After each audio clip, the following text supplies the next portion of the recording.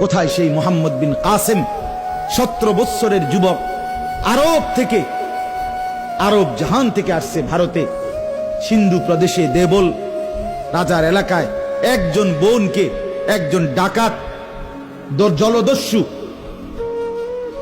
একজন পানির ডাকাত জলদস্যু তৎকালীন জামানায় একজন মুসলিম বোনের গায়ের ওড়না ধরে টান দিছিল। তখন ওই বোন চিঠি পাঠাইছিল হাজ্জাজ ইবনে ইউসুফের কাছে আরব দেশে, হাজ্জাজ, তুমি বেঁচে থাকতে তোমার মুসলিম বোনের গায়ের ওড়না ধরে টান দিছে বেঈমান কাফের, তুমি এর বদলা নিবা কিনা আমি শুনতে চাই।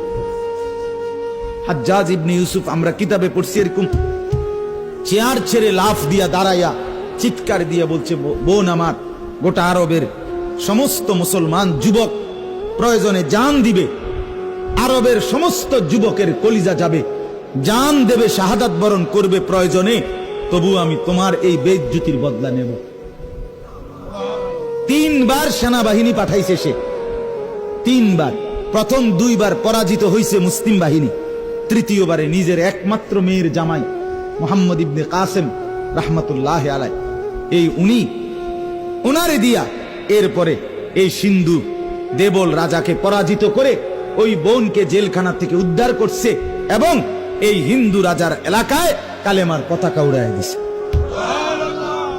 হ্যাঁ, সেখান থেকেই এই ভারতীয় উপমহাদেশে মুসলমানদের যাত্রা, ইসলামের সূচনা। এক বোনের ইজ্জতের জন্য ধর্ষিতা হয় নাই, কাপড় টান দিছে কেন?